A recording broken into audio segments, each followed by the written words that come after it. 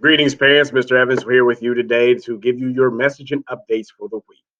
One of the things I want to start off with right away is Seesaw. Many of you have been following Seesaw quite a bit now, and you see that your students are doing a lot of acting posting.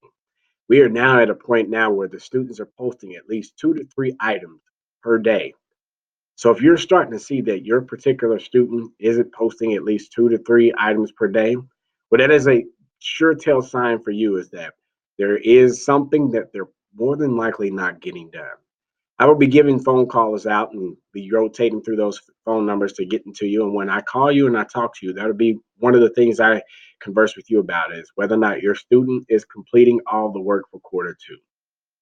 Now, the time that they have in the sitting that we set aside for them to work on these particular activities, I am giving them enough time to get it done in one sitting. So for some of them, it's a focus issue, and I'll speak more to it when I call. Ultimately, we have a lot going on in school. Many of you that are coming tonight, you will see that I'll be here for the one book, one school barn dance. Yeah. And then moving forward into next week, we have quite a few things going on. We have next week, Friday, the Veterans Day Assembly.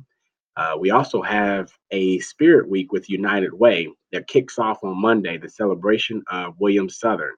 Uh, his birthday was November 4th, and we'll be honoring and celebrating him on November 5th with formal attire. So, really, that's just come best dressed. Whatever you feel is like your best dressed and what you feel super great in.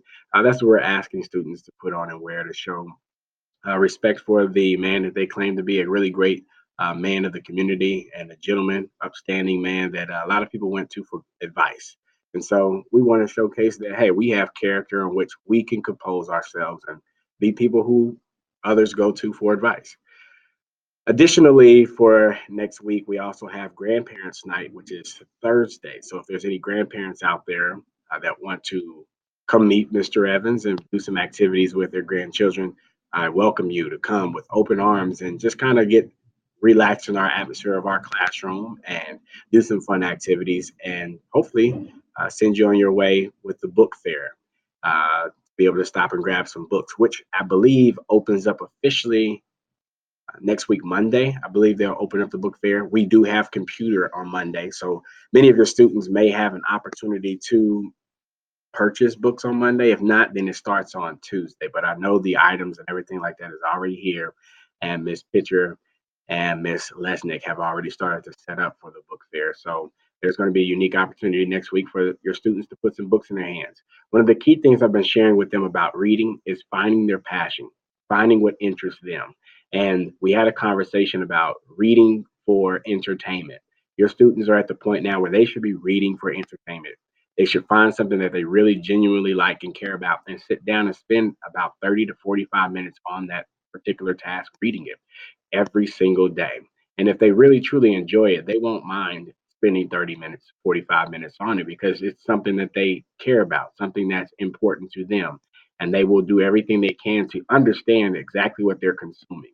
I encourage you to find out what your kid is most interested in or what they're into these days because this is the primary age where that development starts to shift and things become more socially aware. And so they're grabbing onto the latest concepts and news and ideas that are going around within their age group. So definitely stay, you know, in tune and hip to what's going on with these younger children and seeing what they're getting into and see if you can't get into it yourself because it's going to help you help groom them on what they consume as well because we don't want them to consume the wrong information so early in life.